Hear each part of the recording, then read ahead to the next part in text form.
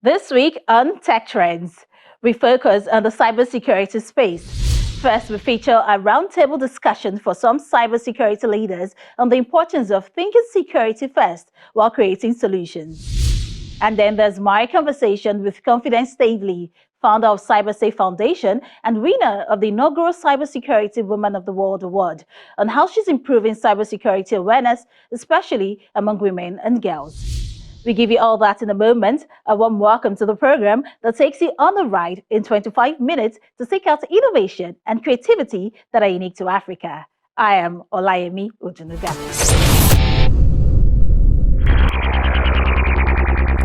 More organizations than ever are conducting business online. An expanding digital footprint and increasingly sophisticated cyber attacks have created a growing urgency to secure that data and the resources organizations are deploying.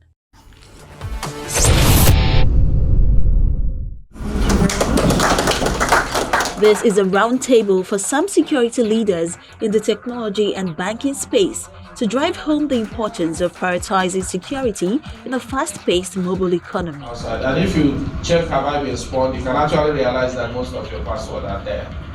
While emphasizing the need to think security first to safeguard data when creating mobile technology solutions, the organizers also encourage the leaders to be proactive in such matters in order to prevent vulnerability to breaches.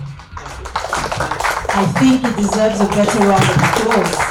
And the reference is made to the Nigerian fintech space. Any application that's there on internet can be hacked, and it's all about how proactively they are able to find the issue, fix the issue, and release an update. Africa in general is driving a lot of innovation, a lot of availability of raw materials, everything, and a lot of business opportunity exists here. And with that opportunity over here, it's very critical that every business that's growing needs security, because this will be the center of any attack that happens in the region. So we picked 50 fintech applications in Nigeria, and we detected, we did a survey by running it through a platform. Around 77% of the applications lacked sufficient code obfuscation. These are for mobile application. So when I say code obfuscation, any hacker could get access to the application and could reverse engineer the app, get clarity on what's the workflow of the application. That would give them an idea on how they can probably do a very targeted attack on the application. So they were not using proper certificate pinning. Again, could lead to them getting clarity on what is the user information that's being sent from the application, how the app is architectured and built. Followed by recording of audio and screen activity. And this is very critical for fintech applications. We found nearing 27% of the applications were vulnerable with this issue. What does that mean? That any application, if you're using, you will be entering your user credential. So there is an option of recording the screen when you are doing that. And roughly around 27% of the applications had not disabled that. So when you are entering your user credential, username, password, ideally another app could record what you are entering in the application. The cybersecurity space presents users with different challenges every minute because just as more businesses come online, the threat landscape continues to expand, which is another reason why organizations need to act fast by securing their data. In line with all of this, with API security breaches, we bring it home to cyber attacks. There are different bots already working by the time we release most of these applications to Google Play or iOS Store. These bots are working over time to make sure and check how vulnerable your API is, to see if with an SQL injection it can get in and intercept, rewrite whatever you have written and deliver a different data than what it's supposed to do. Developing an API strategy is very paramount for everyone today. It goes in line with our theme, which is basically making everyone act rather than react. Acting first is basically thinking of what is in my playbook to actually have as a scope of work of what should be followed in terms of having a strategy. Now you are working overtime to make sure that you are secured. The person or the criminal actor who wants to hack you is working overtime as well. Now, in the scenario where you are waiting until you are breached before you react, at that point in time, you don't have a playbook. you don't have a strategy, you don't have anything that you're going to work with. So we encourage all industry leaders, all security representatives to actually act rather than react. Having multiple layers of security on mobile technologies and applications is one way to protect sensitive data and user trust. It needs to be a culture such that everyone within the organization, your security, Tayo has come in today, he has greeted you properly. Does not mean Tayo comes in tomorrow and you'll be like, oh, okay, I know you. You can then go in. I mean, it has to be that security is security, it's part of us, irrespective of whoever is coming on board. The need for multiple security alternatives, of course. Single points of failure. Passwords being managed by password apps. And I'm like, wow. I mean, I see that a lot. And I know many people, maybe not here, many people use it. My siblings do. It's very easy. I mean, but again, if you have your internet banking applications and all the other applications saved, their passwords saved in just one place. And all I need to do is not to even look for where you have logins. I just go to that one place and I get access to it and it's finished. But again, you can have your password saved in one place and then have OTPs required, right? Or have, the likes of Google authenticators also required for all of those sign-ins. And also several other policies in place on those applications. The multi-layered approach is what actually guarantees security. In order to ensure their mobile app security in a super fast mobile economy, organizations and businesses need to pay more attention to building secure and safe systems to reduce their vulnerabilities and outsmart the cyber criminals.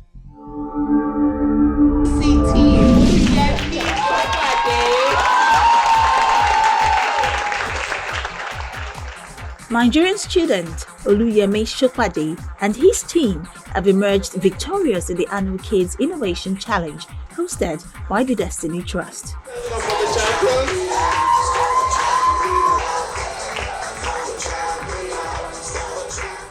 The team, all students at a local technical college, built an Arduino smart compost system capable of transforming food waste into manure. To take it out. It's going to mix them together. Yes. As Nigeria grapples with significant food shortages, the team believes their innovation could have profound implications. Team member Uchendu David explains that their system enables farmers to convert waste into manure efficiently. Our project is an Arduino-based smart compost system. It was fabricated with a grinding and a mixing machine. What this project does is that it gets organic waste like our foods, our wasted foods, grass, spoiled yam, all sort of wasted foods, depending on the type. And then it can be able to turn this wasted food into compost manure. It can be able to turn it by itself, automated. So you have to just put in little or no effort in monitoring it. The Destiny Trust organizes the Innovation Challenge through its Kids Innovation Hub, an initiative teaching coding and robotics to children with the aim of bridging the digital divide and fostering employment in tech companies. This is the device that we made, and this is the sound sensor if the baby is crying. This year's challenge saw a wide range of entries, including a baby watch system and a platform to assist farmers in moving produce from their farms to customers. We have that choice today to give every child that opportunity to use technology ethically, to tell them this is the way to go, this is how it can improve the society. And when we fail to do that, one way or the other, somebody is going to teach them another use of technology, and that's the one that becomes a problem to everyone, to the industry, to the tech industry especially. We're talking about the activities of hackers, scammers, cyber attackers of all kinds. The problem is that we failed to catch them young, to teach them how technology can be used ethically. And that is where what we are doing is so significant. The event was very inspiring because when I was like 16, 17, what they presented today, I couldn't have ever thought of building something like that or presenting it. So it gives me, this kind of program and event gives me hope that, that the new generation, that they're all going into tech and like the getting the children involved in technology is going to really improve the state of our nation.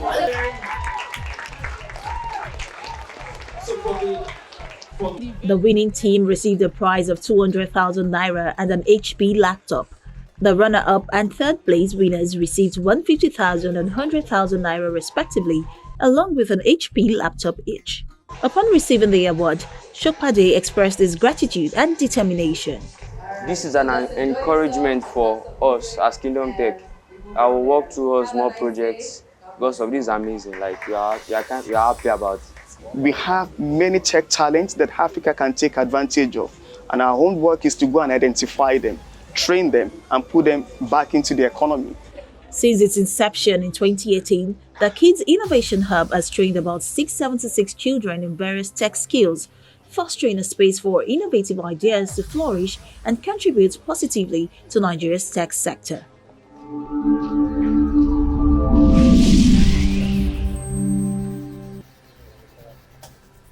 South Korean researchers have developed an advanced humanoid pilot robot called PiBot, which can understand flight manuals and operate the full process of flight using artificial intelligence technology.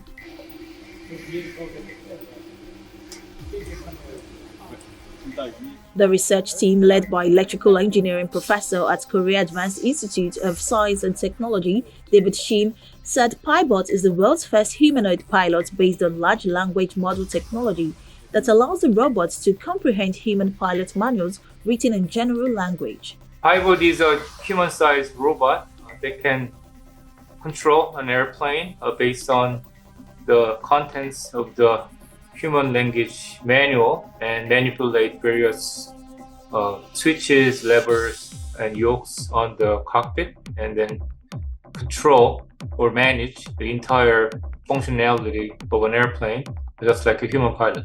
In emergency situations, the pilot robot can respond quickly without panic and calculate safe routes, as it can recall aircraft operation manuals and quick reference handbook procedures immediately by using ChatGPT technology.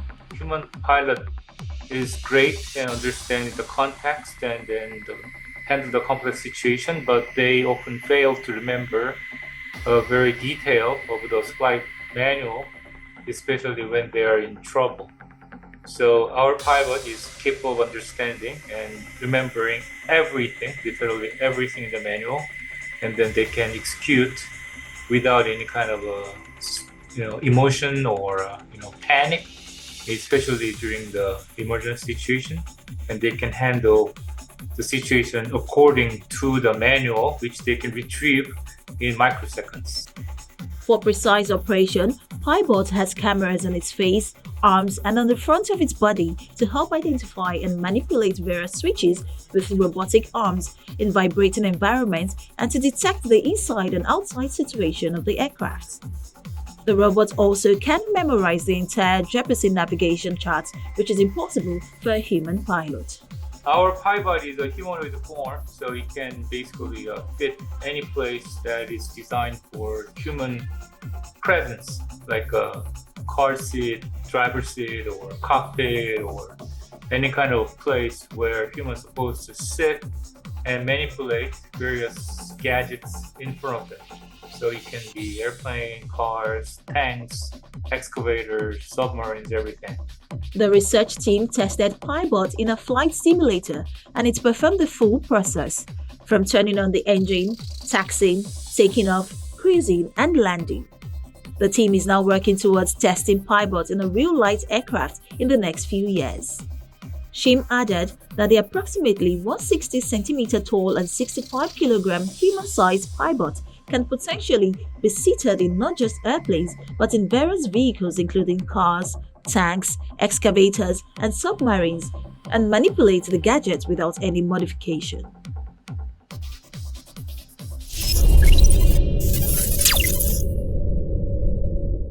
The 2022 Women in Cybersecurity report by Cybercrime magazine shows that women hold 25% of cybersecurity jobs globally, which is up from 20% in 2019 and around 10% in 2013. Even though it shows that the situation is improving, it appears it is still not enough. But one woman striving to change the numbers is Confidence Stavely, founder of CyberSafe Foundation. Confidence is one of the most celebrated female cybersecurity leaders in Africa who has been recognized globally for her achievements. On Tech Trends this week, she talks about her journey into the space, and I start by asking her why she's referred to as the relatable cybersecurity leader. That's an interesting question, and I get asked that often around the place. And I would say that early on in my career, I found out that there was a major challenge with communication in my industry. A lot of times we need to interface with other stakeholders. Some of them are tech savvy, some are not tech savvy. Some of them are just concerned about the business, and some of them are just end users of technology. So what I found was that I was able to communicate cybersecurity best practices, cybersecurity findings, whatever cybersecurity inclined information I wanted to pass on. I was able to do that successfully because I was able to put myself in the shoes of the people listening and then be able to use analogies or very simple language, free of jargon, to communicate what I was going to say to them. So I then coined, the relatable cybersecurity leader as something that I wanted to be known for, because that was what really described a core competence or a core thing that set me apart in my industry. Well, Confidence, how did your journey into tech begin, specifically cybersecurity? Oh, yes. So I initially wanted to be a medical doctor, interestingly, but I found out very quickly that that was a dream of my parents and not my dream. And it happened just around the time when I took a break before going into university, and I stumbled on computers. I started learning how to code. I felt alive. So I made a pitch to my parents that I wanted to, be in tech. And at the time, there was no reference of someone who had succeeded around us who did this tech thing, right? So, but there were a lot of people who did medicine who were very successful around us that were sort of like examples. But I had to make my parents believe and see that this was the present and the future, and that I really was passionate about this. And I mean, going by what my parents believe, and my mom especially, she says you cannot outperform a passionate person. So my parents had to give me the benefit of the doubt and then let me do this thing. So I went ahead, got a scholarship to study IT and business information systems, came out with a first class, and went back for a master's, did IT management for my master's. And it was during my master's that I actually took an elective called cryptography. Now, if you know anything about tech or cybersecurity, generally speaking, the best way, it's advised that you have to transmit data in an encrypted format, which means it's coded, and only the right people can have access to that data. The technology behind that encryption and that coding, if I was going to use very common language, right, is called cryptography. So that was my first entrance. That was my first touch with cybersecurity and getting to learn about cybersecurity. So I got mentored by my lecturer at the time after I finished my master's, got my first couple of opportunities virtually, and then continued upskilling and growing myself. And that's literally how it's been going for up to now. Well, Confidence, you speak about cybersecurity so passionately, and I must commend you for that. But what are some of the challenges that come with entering into the cybersecurity space? I would say one of the biggest challenges to new entrants would be the information overload. There's a lot to learn. It's quite a huge industry. People don't realize it, right? So most times people don't have a roadmap. People don't have mentorship or access to mentors. So they're confused on what to do, when to do it, how to pace themselves. So that overload of information is usually quite a deterrent, because a lot of times people burn out easily, and then they say, you know what, maybe this cyber thing is not for me, or it's too complicated. But it was a matter of having a roadmap that was a challenge. There's also the issue of the cost of certifications.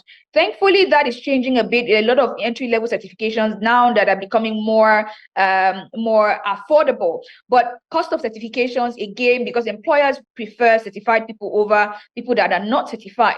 There's also the issue of cybersecurity employers wanting experienced people to take up opportunities. And then so it's an egg and chick situation. How do you get someone to be experienced when you've not given them the first opportunity yet? So standing out and really proving yourselves, especially with soft skills, becomes very necessary. So these are some of the biggest challenges I have seen so far. So for those looking to kickstart their careers in cybersecurity or, transition into the space, what important information do you think they need to know from the get-go?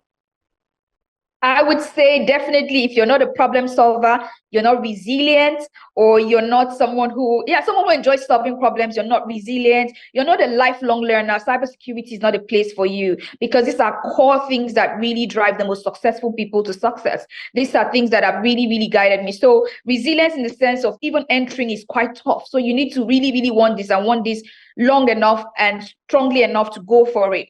Another key thing I would definitely say is really focus on learning the basics very well. Ace the basics. A lot of people don't even know the different areas of cybersecurity, but because the pardon my language, the sexy one is the ethical hacker. So everybody wants to be an ethical hacker, and that's the one that is very, very known, right? It's very important that you explore other parts of cybersecurity and see which one works for you, and then narrow your learning to that particular area. Gain a lot of value or gain a lot of knowledge that gives you value out the door for employers, and then begin to broaden out as well from there after you've sort of gotten a good hang of one part of cybersecurity. So that's one key thing I'm going to also see, and really, really concentrate on learning about networking. How do packets travel across the network? How am I in one part of the world communicating with someone else in another part of the world? What's the technology underlying that? So you need to understand that. You need to understand the different operating systems and how they work, and really master, or rather get your soft skills on the T and network across the industry. I think these are core tips that I will give anyone coming in networking, acing your soft skills, making sure that you have your basics, very well done, and learn the basics very well, and then use what I call a T strategy. Narrow down into one part of cybersecurity and then broaden out later. So you're very valuable, but then you're able to provide enough for an employer to take a bet on you and hire you. But as a woman in tech, how were you able to juggle the many caps that you wear? As a mom, a wife, a cybersecurity expert, a global speaker, and a media personality, if I may add. I would say that I have learned to honor seasons. I don't believe in work-life balance. I believe in work-life integration. I believe in getting my stakeholders around me to support me at different times. I also believe that certain seasons of my life would demand more from one side of my life, maybe than other times in my life. So I honor those seasons, and I ask for help a lot. I really do ask for help. I'm not trying to be a superwoman, so I'm not trying to do everything at the same time, because I also believe that women can have it all, but maybe not at once. And that is my personal notion. And so I pace myself as well. I get a lot of help. I delegate. I believe in building a very competent team around me. So that has really been very, very, very helpful. Where possible, I automate everything possible. So I would say I get a lot of help, and I do honor my seasons. I know my breath, and I know myself very well. I know how best to do what in a way that delivers results. So I think that also that self-awareness has been really, really, really a huge key. I would also say that I'm very blessed with a very supportive family. My husband is very supportive, and that's been a very major career hack. I have family that stands behind me solidly. So that support system is very necessary for anyone or any woman looking to really shine in her career, because it's quite a lot of balls in the air, really. It's always a pleasure, talking to you, Confidence Stavely, founder of CyberSafe Foundation. Thank you so much for speaking to us on Tech Trends. Thank you so much for having me.